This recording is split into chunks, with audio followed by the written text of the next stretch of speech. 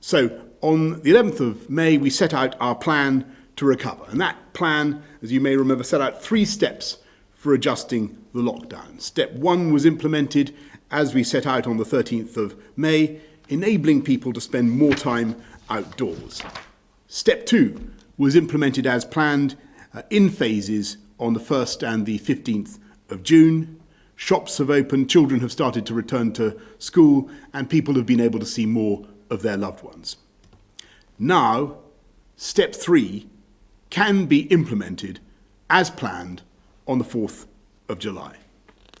All the measures I am about to set out apply to England. Of course, the devolved administrations are responsible for adjusting lockdown in Scotland, Wales, and Northern Ireland, moving at the pace that they believe is right for them. After a long period of asking you, the British public, to follow very strict and complex rules to bring coronavirus under control, we can now make life easier for people to see more of their friends and family and to help businesses get back on their feet and people back into jobs. Critically, we can make a change to the guidance on 2 meters, which kept us safe while transmission of the virus was high, which can now be modified. Having considered all the evidence, while staying at 2 meters is preferable, we can now move to 1 meter plus, where it is not possible for us to stay 2 meters apart. That means staying 1 meter apart plus mitigations which reduce the risk of transmission. And these precautions could include installing screens, making sure people face away from each other, providing hand washing facilities, minimizing the amount of time you spend with people outside your household, and of course being outdoors.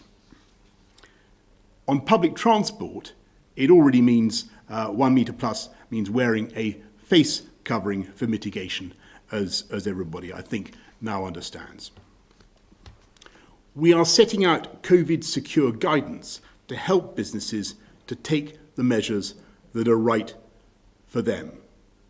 We can also allow more sectors to reopen on the 4th of July as planned in step 3. So, from the 4th of July, the following premises will be allowed to reopen provided they are COVID secure: hotels, bed and breakfast and self-contained holiday accommodation, caravan parks and campsites, places of worship and libraries, restaurants and cafes, bars, pubs, social clubs, cinemas and bingo halls, museums and galleries, hair salons and barbers, outdoor playgrounds and outdoor gyms. This has been an incredibly tough time for all these establishments, but I hope that everyone working in them can take confidence in knowing they will be able to open their doors once again in just a couple of weeks' time. And of course, it goes without saying they should do so in a way that is COVID secure, keeping customers and staff safe.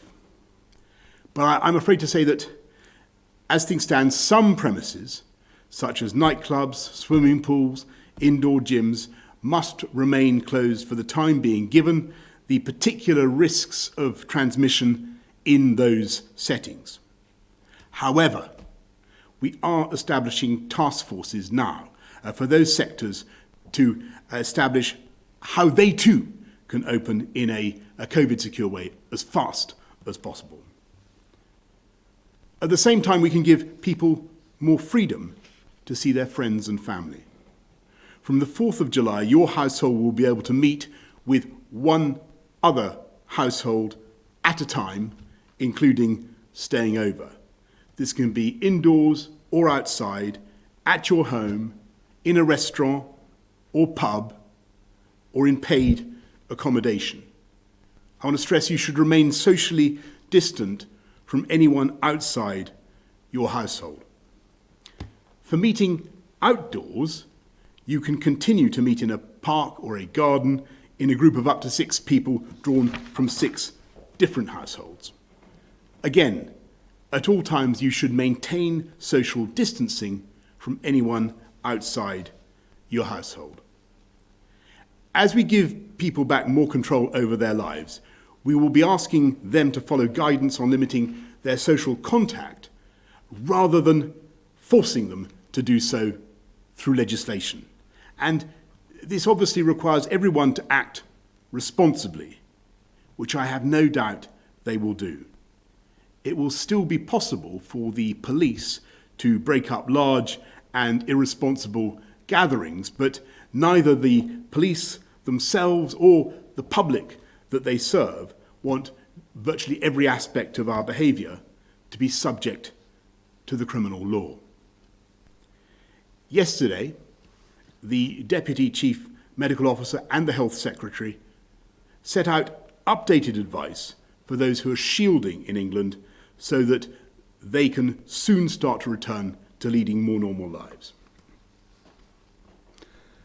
Opening up more of Britain in this COVID-secure way is only possible if everyone continues to stay alert to the risks of coronavirus. That means you should stay 2 meters apart. If you can't do that, then keep 1 meter apart with mitigations. Wash your hands regularly.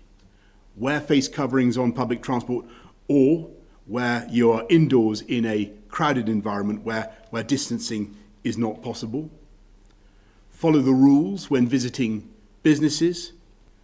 Crucially, get a test done immediately if you develop symptoms, and self-isolate if you're asked to do so by NHS Test and Trace.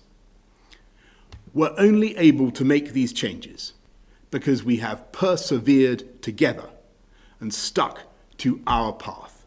We had 5 tests and we met them. We had a plan and we stuck to it.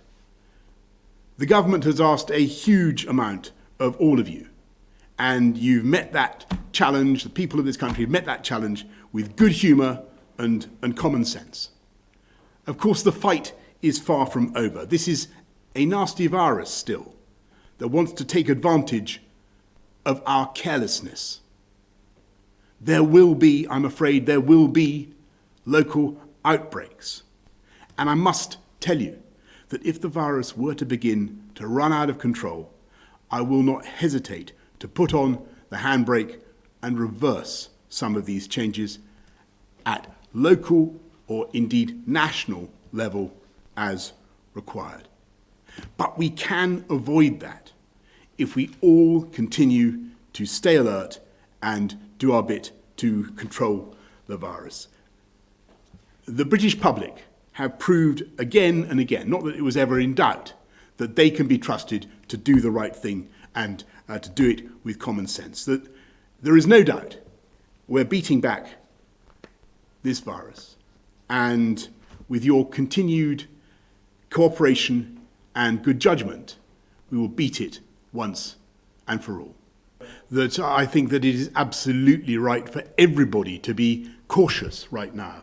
And I hope that everybody listening to what we've set out can understand the balance in this package and the need to have a gradual opening up combined with continued measures to prevent the spread of the virus and to restrict social contact. And that it's very clear that that is precisely how and why we're able to move forward with the opening up, the reopenings in the way that we are. And yes, of course, Laura, I take a responsibility, the government takes responsibility for these decisions. We're indebted to our scientific colleagues for their advice continually, but it is our responsibility to choose.